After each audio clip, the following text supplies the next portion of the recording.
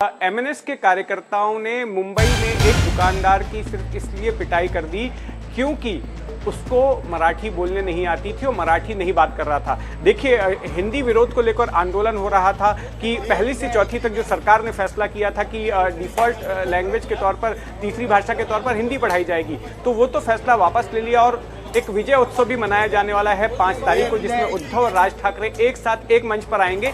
लेकिन इसके अलावा भी हिंदी विरोध एमएनएस का सड़क पर जारी है और एक तस्वीर सामने आई है जहां पर कि एमएनएस के कार्यकर्ता एक दुकानदार के साथ में मारपीट कर रहे हैं क्योंकि वो मराठी नहीं बोल पा रहा है। मयूर, इसको किस तरह से देखा जाए कि इस मुद्दे को एमएनएस जिंदा रखना चाहती है बीएमसी चुनाव तक?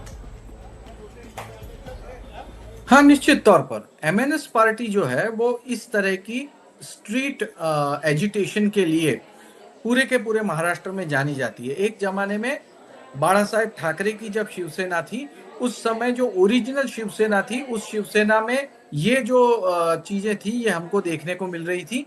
उसके बाद जब उद्धव ठाकरे इन्होंने जब शिवसेना को टेक ओवर किया तो ये दौर थोड़ा कम हो गया। लेकिन एमएनएस पार्टी जो है वो इस तरह से सड़क के ऊपर आंदोलन करने के लिए जानी जाती है, अपनी बात आक्रामकता से और बिल्कुल खुलकर, और उसके लिए अगर हाथापाई का प्रयोग करना पड़े तो भी वो करते हैं, और यही हमने पास्ट में भी देखा हुआ है।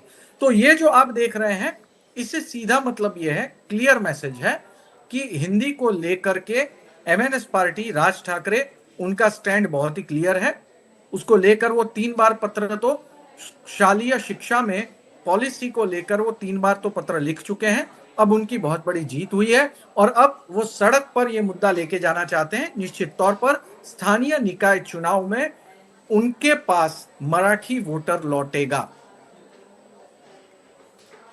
बिल्कुल, तो आपको लग रहा है कि स्थानीय निकाय चुनाव में इस तरह की जो सड़क पर उनके कार्यकर्ता जो हिंसा कर रहे हैं, जिस तरह की वारदातों को अंजाम दे रहे हैं, तो उसका कहीं ना कहीं राज ठाकरे को फायदा मिलता दिख रहा है और इसलिए शायद आने वाले वक्त में ऐसी घटनाएं और हो सकती हैं।